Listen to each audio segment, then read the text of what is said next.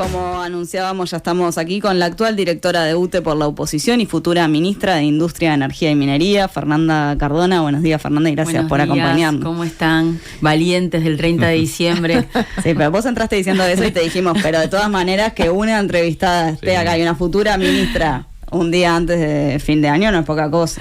Bueno, les agradezco. Es lo que corresponde también, entiendo. A ver, si se puede hacer, yo creo que hay mucha más calidad en el trato personal que vengamos a conversar con ustedes, es mejor. Le vamos a pasar el audio a cada uno de los entrevistados o entrevistadas que no puede venir. No quiero pelearme con nadie, ya arrancar mal, no. Pero cuando hay chance, creo que está bueno estar acá presentes. Bueno, gracias, Fernanda, por eso. Y justamente, como decíamos ahora, que estás en este doble rol de actual directora todavía de UTE por la oposición y ya como futura ministra, vamos a arrancar por UTE, a preguntarte por esto que ha generado tantos dichos y demás sobre la suba de tarifas, ¿no? Que se resolvió tanto en UTE como en Antel, pero quizá lo que llamó la atención en UTE fue que esto se dio por unanimidad, con tu respaldo, un aumento del 3%. ¿Por qué se llega a esta decisión? ¿Por qué respaldás en este caso?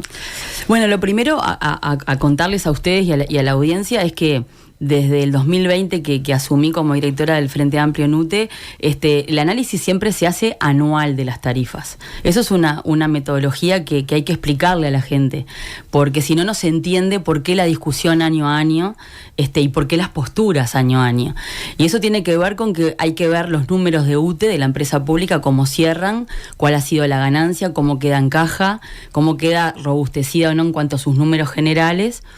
Y en base a eso es que uno tiene que tomar la decisión de cómo enfrenta los costos del año que sigue. Y por eso año a año, y por suerte como metodología de trabajo, creo que lo habíamos conversado con ustedes en algún programa que participé, hemos dejado constancia de acta de los votos, porque es una forma de tener una bitácora de trabajo que de alguna manera refrenda, confirma el porqué de las posiciones. Entonces, lo primero a aclarar es eso. Año a año hay que analizar los números y no siempre se está con la misma situación a la interna de UTE. Y el otro tema a aclarar a la gente también es que si bien, como el otro día la presidenta de UTE o el Poder Ejecutivo puede anunciar un ajuste promedio, a la interna del pliego se desagregan esos porcentajes de ajuste y no siempre son los mismos. Está buena esa aclaración. Es una aclaración que es importante porque en este caso, en esto que ustedes me están preguntando y en este año, fue lo que me llevó a mí a poder acompañar de alguna manera el ajuste promedio, porque cuando nos ponemos a analizar a la interna del pliego las tarifas que sobre todo tenían que ver con los hogares, por primera vez en 5 años, de alguna manera recogen propuestas que he hecho como directora del Frente Amplio a las tarifas que se aplican directamente a nuestras casas, como es el caso de la residencial simple y la tarifa básica, que tanto hemos conversado también con ustedes, que este periodo de gobierno eliminó en enero del 2022 y que trajo tanto aumento de tarifa para los hogares que tenían tarifa básica. ¿Y en este caso cómo se va a aplicar? En este caso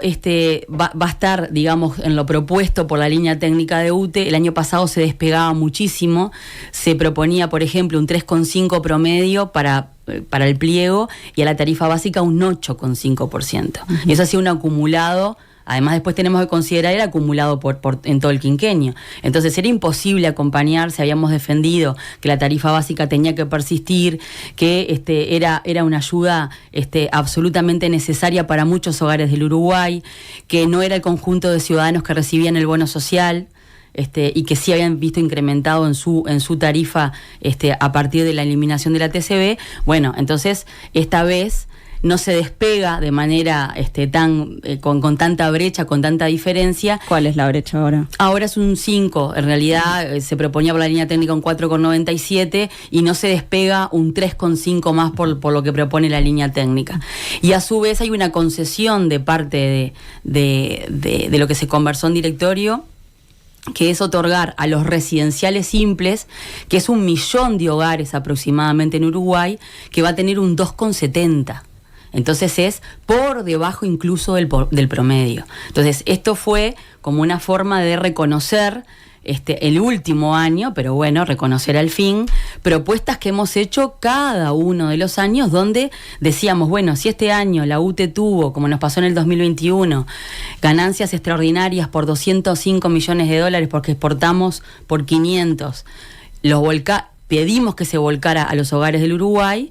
y propusimos en aquel momento incluso una rebaja de todo el pliego en el entorno del 5,5 y el 6%, y no lo votaron. Bueno, este último año fue la primera vez que en este quinquenio de alguna manera recogen alguna de las posturas que hice como directora del Frente. Entonces creo que es una aclaración que está buena hacerle a la gente, porque además es un análisis que se hace empresa a empresa. Tampoco es lo mismo que digamos, bueno, es un promedio en Antel, o es un promedio en OCE o en ANCAP. No, cada realidad de cada empresa pública tiene que mirar sus números y a partir de eso ver qué es lo que se vota, digamos. No fue diferente a otros años, esto también, nobleza obliga, tengo que reconocerlo y decirlo, es que se manejaron de la misma manera. El pliego tarifario propuesto vino media hora antes, 40 minutos antes de que tuviéramos que votarlo, ¿no? Es decir, no es que nos dieran una información con antelación de los números de la UTE, pero bueno, uno a esta altura ya maneja los números de UTE y de alguna manera hay que inferir y preguntar adentro del directorio. La primera pregunta es, ¿esto no compromete a la UTE? Queda con caja, dimos casi 200 millones de dólares de nuevo este año a rentas generales, entonces mal nos pueden decir que de alguna manera podía hacerse este ajuste por debajo para la mayoría de hogares del Uruguay. Entonces creo que ahí la aclaración que no la hizo la presidenta en las declaraciones de la semana pasada, hay que complementar esa información y decir el por qué en este momento se acompañó este ajuste, y tiene que ver con haber recogido por primera vez en el quinquenio propuestas que tuve como directora del Frente Amplio. ¿Y cuál es tu balance de lo que ha sido la gestión de UTE en este periodo? Bueno, yo en eso también he sido crítica y al mismo tiempo propositiva. También lo hemos conversado con ustedes en más de una oportunidad. Yo he acompañado muchas propuestas y he presentado propuestas desde el despacho del Frente Amplio, pero creo que a esta altura lo que podemos decir es que lo que desarrolló UTE en estos 5 años era lo que venía propuesto del quinquenio pasado. No hay grandes definiciones políticas diferentes a las que se dejaron prontas en la bitácora del 2019. Y un ejemplo, el ejemplo más claro es la generación solar. En el 2019 se dejó pronto, y siempre hago aclaración, hago hincapié en esto, una planta de 60 megas en Punta del Tigre donde teníamos el inmueble y teníamos los paneles. Era hacerla. Bueno, casi que en agosto de este año, 4 años después, se inauguró por 28 megas. Es decir, por menos de la mitad. Entonces, esa fue la única obra en generación que tuvimos. Bueno, después la renovación de alguna de las represas, que también quedó pronta y planificada en el 2019. Entonces, yo lo que creo es que cuando uno analiza las diferentes áreas de UTE, lo que vemos es que siguió una línea de trabajo que estaba pautada, pero no veo que haya habido un avance, un agregado de valor desde el punto de vista ni de innovación, ni de tecnología, ni de desarrollo que pueda de alguna manera volcar un valor agregado en este quinquenio a lo que es la empresa como tal. Hemos trabajado con ustedes, se acordarán, hemos tenido apagones por falta de inversión en las redes, por falta de mantenimiento, tuvimos hasta el 2022 inclusive cuadrillas absolutamente mermadas por falta de ingreso de personal.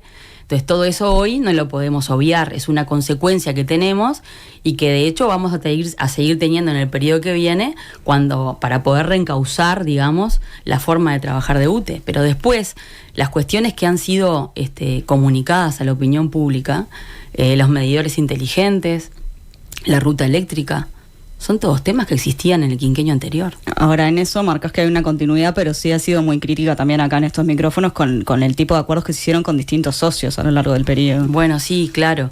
Sí, por eso lo que digo es, se continuaron políticas que habían sido criticadas en otro momento o no habían sido alabadas, que de alguna manera marcaron un rumbo energético en Uruguay. No se agregó mayor decisión o una decisión que realmente hiciera un cambio disruptivo en este quinquenio, que agregara valor. Y sí, por supuesto que la forma de gestionar o la forma de negociar o la forma de establecer determinadas condiciones con ciertos actores del sistema eléctrico sí ha sido crítica, porque tiene que ver con una visión absolutamente distinta de la que se ha llevado adelante estos 5 años. ¿Y eso el Frente Amplio tiene posibilidad de modificarlo en algunos casos, con los grandes socios y demás? Bueno, es un tema que tenemos, es uno de los grandes temas que vamos a tener que conversar a nivel de, por supuesto que con el presidente electo, con el equipo de trabajo, con el gabinete, porque muchas de las cuestiones que vayamos a resolver va a tener consecuencias en otros ministerios, y tenemos que volver además a una forma de trabajo que era articulada, interinstitucional, multidisciplinaria.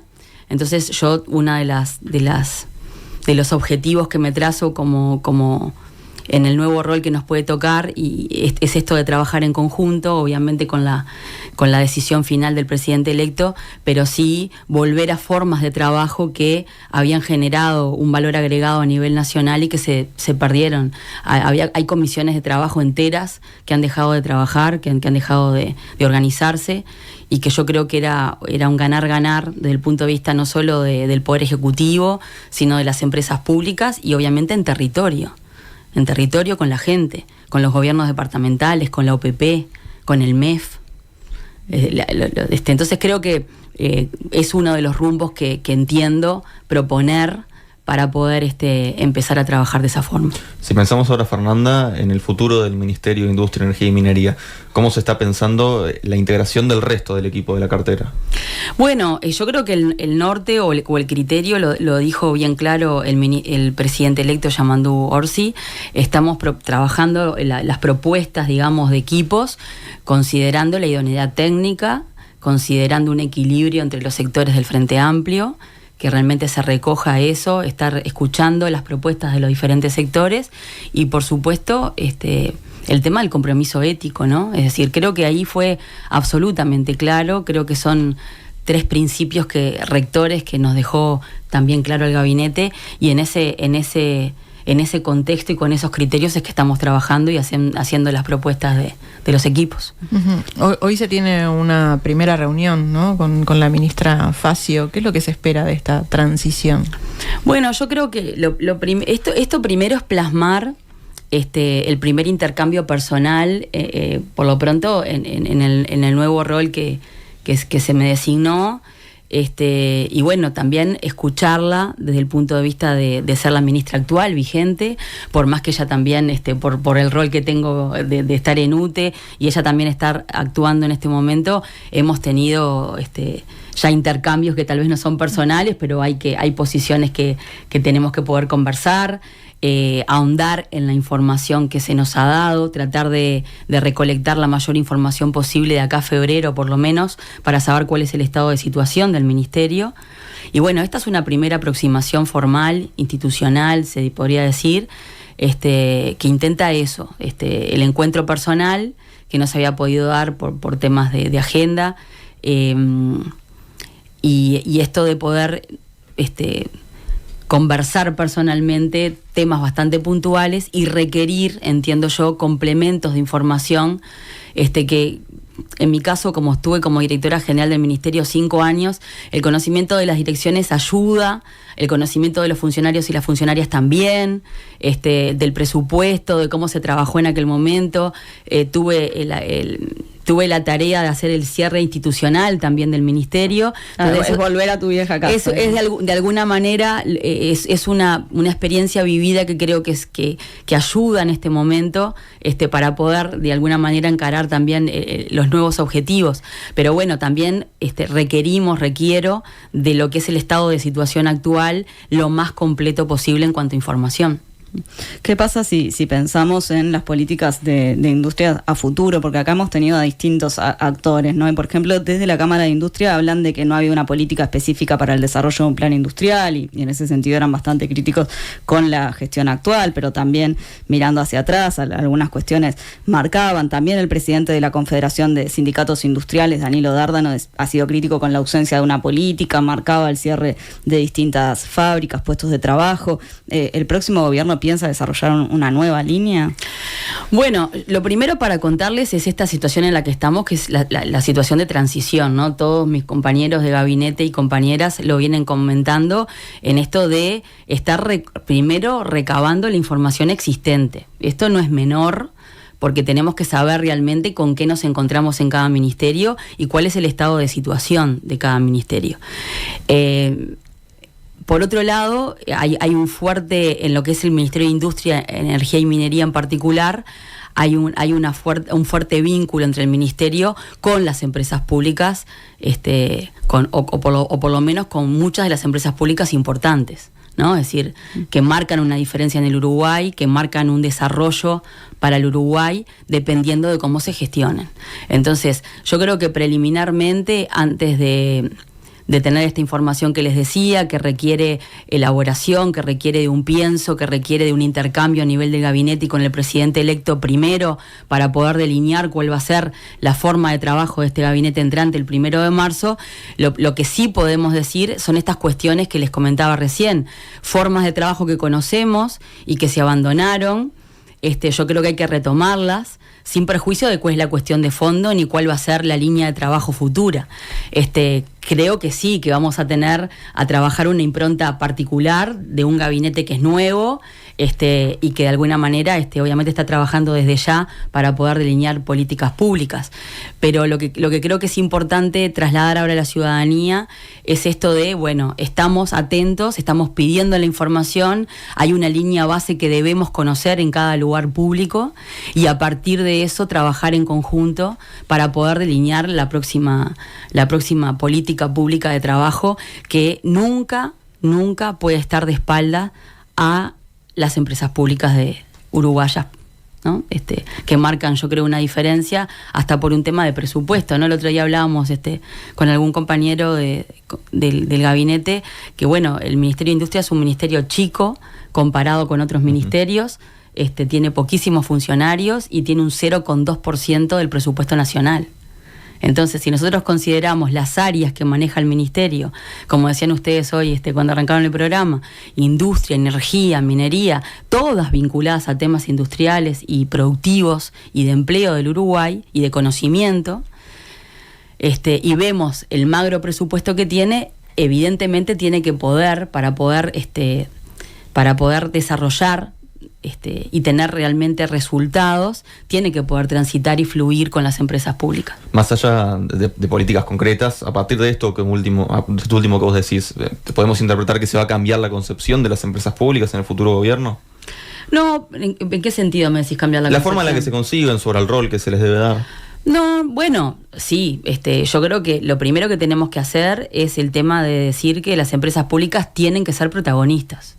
Las empresas públicas no pueden poner a disposición de otros los recursos que tiene el Uruguay naturales o la infraestructura que tienen y la inversión que hicieron solo para desarrollar negocios para otros.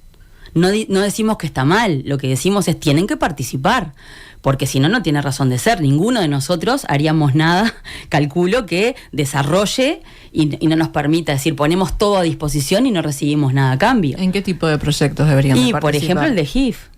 Por ejemplo, yo quiero quitar, no quiero decir el de GIF, quiero decir el de hidrógeno, porque esto es una aclaración que no es menor hacerla, y aprovecho el espacio que me dan, porque la ministra Facio ha hecho una declaración respecto de mi persona que le llamaba la atención que yo había votado todo en contra respecto a temas de hidrógeno y que hacía referencia a que estaba de acuerdo con la empresa o con GIF. Yo nunca dije que estaba de acuerdo con GIF. Es decir, no hay un tema de empresa en particular. Tampoco dije si estaba a favor o en contra de este tipo de modelo de negocio. Lo que dije tiene que ver con una cláusula que este Poder Ejecutivo puso en el llamado que hicieron hace más de 2 años y que no entiendo porque no hay una explicación jurídica, ni económica, ni técnica de por qué se saca en este momento. La cláusula que era una participación, la posibilidad de participar hasta en un 30%. Exacto, del entonces, para darle porque para no desenganchar en lo que estamos conversando, este es un ejemplo claro. Es decir, si el Estado como decía la ministra, dice, bueno, esto es una postura filosófica, además lo reconoce, ¿no? Ella dice que es una postura de cómo piensa, en esto que me preguntaba Lucas, bueno, ¿cuál es la postura o cómo concibo a la empresa pública? Porque ella a partir de las empresas públicas también está concibiendo a la empresa pública como motor de desarrollo o no para el Uruguay. Entonces está diciendo, bueno, el Estado debe promover y controlar. La promoción, no ha habido ningún proyecto que se haya plasmado en estos 5 años. Ninguno. Se han anunciado muchos. Ninguno se ha plasmado en 5 años. Eso primero. Segundo, si el Estado debe promover y controlar, cuando resuelve retirarse por X motivo, tiene que retirarse de manera completa. Que hayan sacado solo esta cláusula en este momento y hayan firmado el resto de las obligaciones, no solo no tiene lógica, como les dije, desde ningún lugar, desde ningún punto, sino que además me preocupa en cuanto a responsabilidades. ¿En qué estás pensando? Y porque estamos asumiendo como Estado, como empresa pública, obligaciones frente a una empresa particular, cuando en realidad no está ni siquiera definido si el negocio va a ser rentable. ¿Cuáles son las obligaciones? Y bueno, ahí tenemos obligaciones desde el punto de vista de ANCAP y desde el punto de vista de la UTE. Y esto también está bueno conversarlo y que la ciudadanía lo entienda.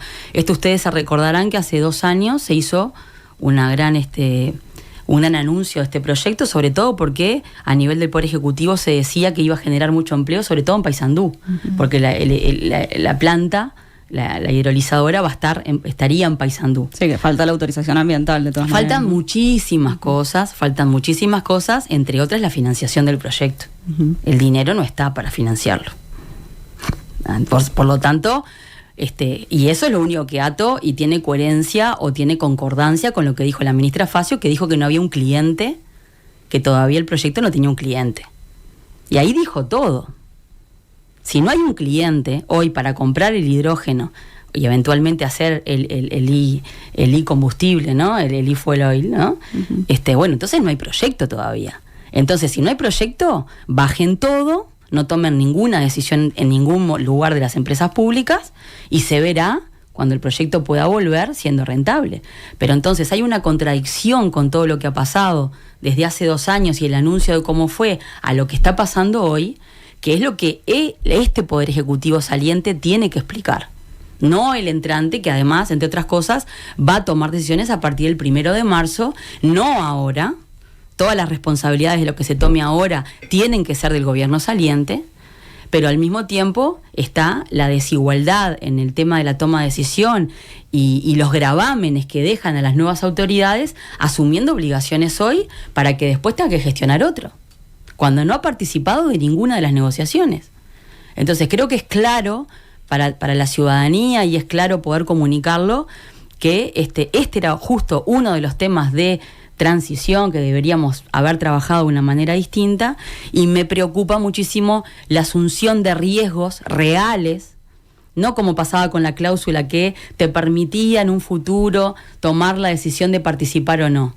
No era el momento para decir que no ahora. Había que esperar a que la empresa que había ganado por las condiciones que este Poder Ejecutivo puso, porque esto tampoco es menor, hay que contarle a la ciudadanía que esta cláusula y este proyecto lo hizo este Poder Ejecutivo hace 2 años. Y la condición de que ANCAP pudiera participar hasta en un 30% lo puso este Poder Ejecutivo, no lo puso el Frente Amplio. Entonces, ¿cuál es el motivo por el cual este Ejecutivo hace 2 años entendió que eso era viable y que era bueno y ahora lo saca y lo retira? ¿Cómo te explicas tú, Fernanda, esa contradicción? Bueno, es lo que tiene que explicar el Poder Ejecutivo saliente. Es decir, yo creo que no debería estar a la discusión de si yo voto o no determinados conceptos dentro de la UTE, que era una parte del proyecto y que, entre otras cosas, me llama mucho la atención que la ministra haya hecho esa afirmación, porque yo no tuve que votar nada de hidrógeno dentro de UTE, sencillamente porque no vino ningún proyecto a votación del directorio de UTE.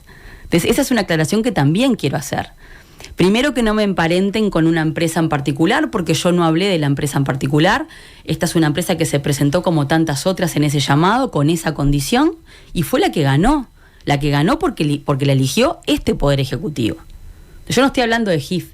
Otra cosa sería discutir, que va a ser uno de los temas de discusión, bueno, ¿cómo seguimos con el hidrógeno verde?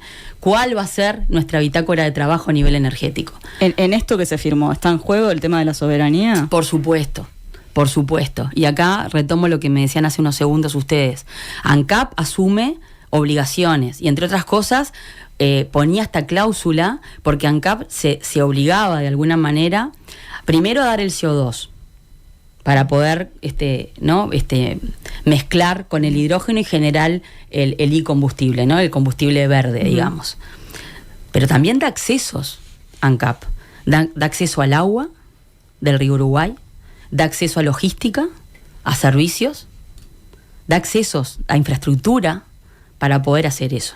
Entonces, era una condición, ahí podríamos hasta discutir si es válido esta condición mínima que se daba, ya era era suficiente, claro. Si era suficiente como para poder contrarrestar todo lo que entregaba ANCAP como empresa pública en cuanto a recursos naturales, que es soberanía, ¿no? Hagamos esta aclaración previa con la gente. Cuando Uruguay discute temas energéticos, miren lo que pasó en Europa, lo que está pasando en Alemania, lo que está pasando a nivel de la región. ¿Por qué este proyecto podría eventualmente ser lógico en Uruguay? Porque tiene renovables instaladas. Porque no existe otro país que tenga la capacidad que tiene Uruguay en renovables. Y porque tenemos agua. Y porque tenemos infraestructura de las empresas públicas. Entonces, desde el lugar de ANCAP ya está entregando eso, y eso era su único comodín, entre comillas, para decir, bueno, yo te entrego esto, tú me vas a dar un proyecto que en algún momento pueda ser rentable, si es rentable yo participaré, veré en qué porcentaje de participación, y además entiendo yo que una de las causas va a dar un derrame a Uruguay desde el punto de vista de conocimiento técnico, entenderemos del negocio y permitirá que Uruguay se desarrolle desde el punto de vista profesional para poder acompañar este proyecto y cualquier otro más. Esa es una condición mínima de ANCAP. Pero a su vez en UTE, y esto no es menor, se está discutiendo en este momento, y ya avisé que primero que no lo conozco el MOU, desde el punto de vista institucional no me lo han mostrado todavía, pero sé que se está negociando con la empresa y con el Poder Ejecutivo. Están poniendo condiciones a la UTE, por ejemplo, de compra de energía, de compra directa con GIF, que para eso UTE, si fuera en otra realidad, UTE debería ir a una licitación pública, a un llamado público.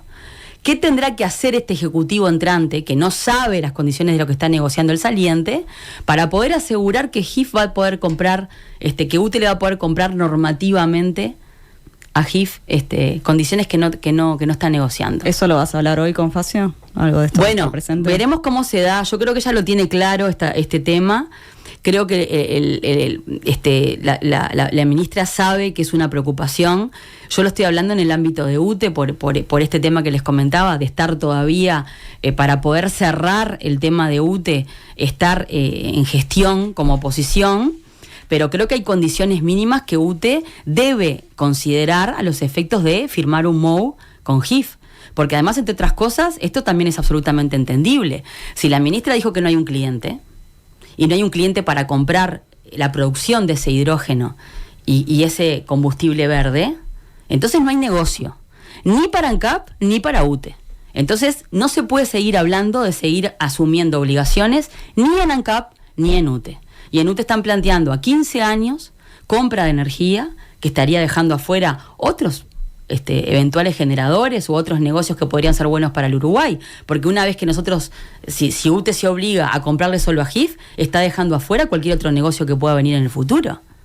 Entonces, sí, incluso en algunos casos entiendo que si no precisamos energía le tendríamos que comprar igual. Se está obligando a comprar sí o sí durante determinado lapso de tiempo, a un costo se está manejando un costo que sería el doble por 15 años de lo que este Poder Ejecutivo puso en la hoja de ruta de hidrógeno verde, que dice que al 2030 el costo promedio de eólica y solar estaría en el entorno de los $16, $19.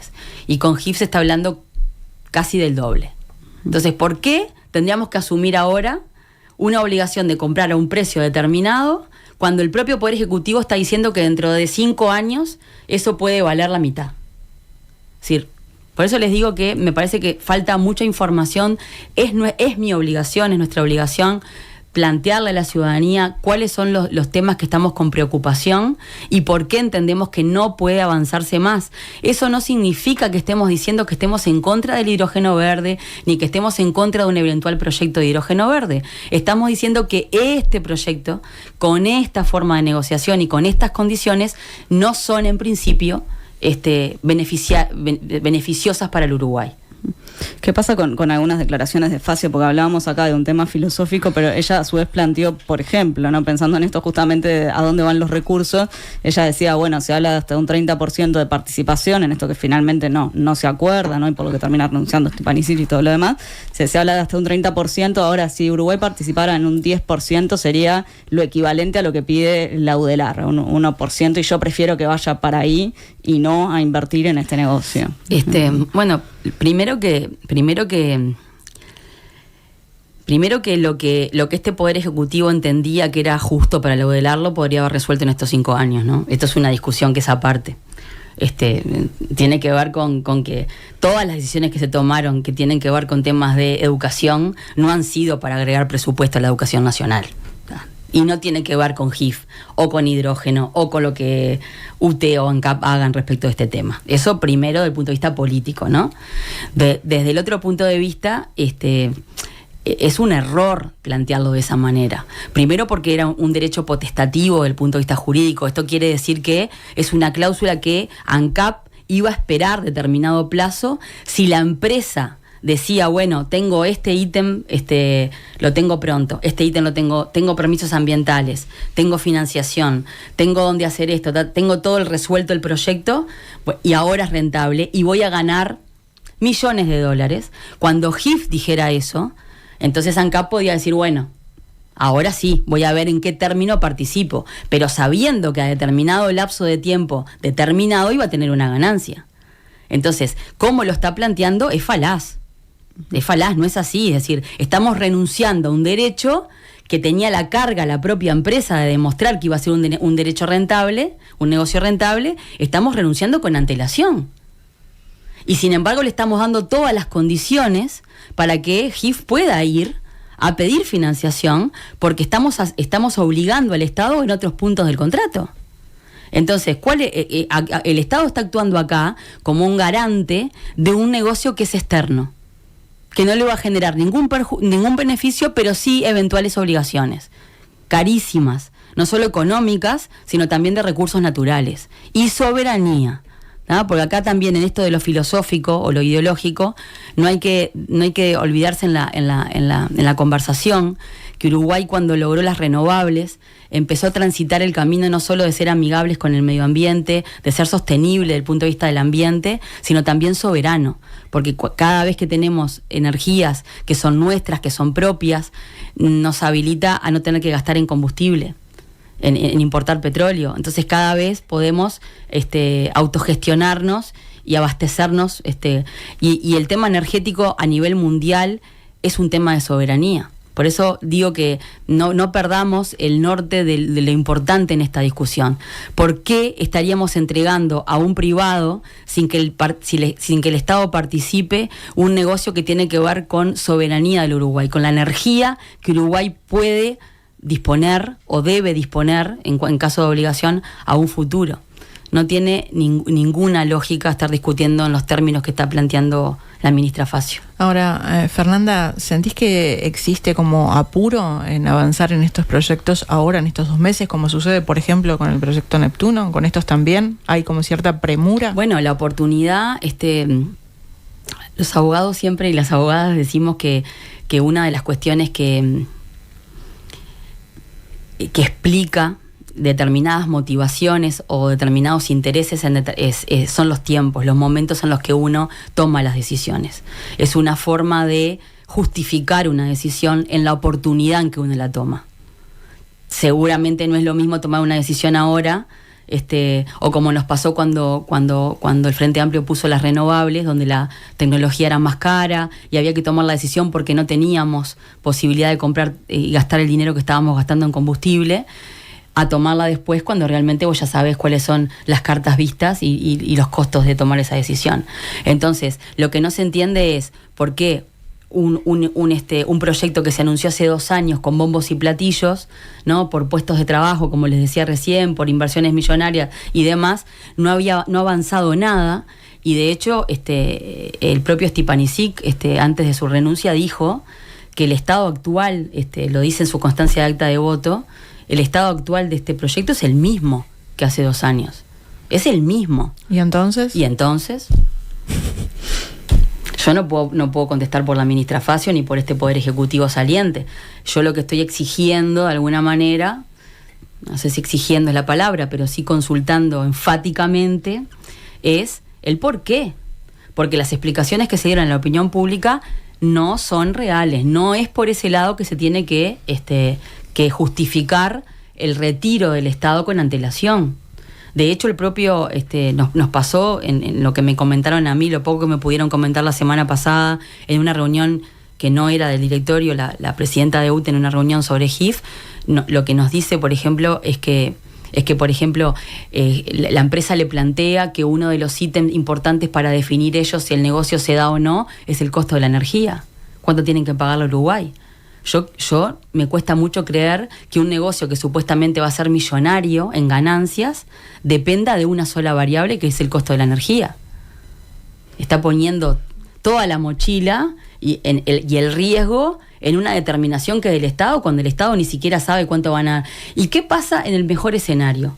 Imaginemos este escenario. ¿Qué pasa si GIF realmente logra todos estos ítems y el negocio cierra y termina siendo millonario?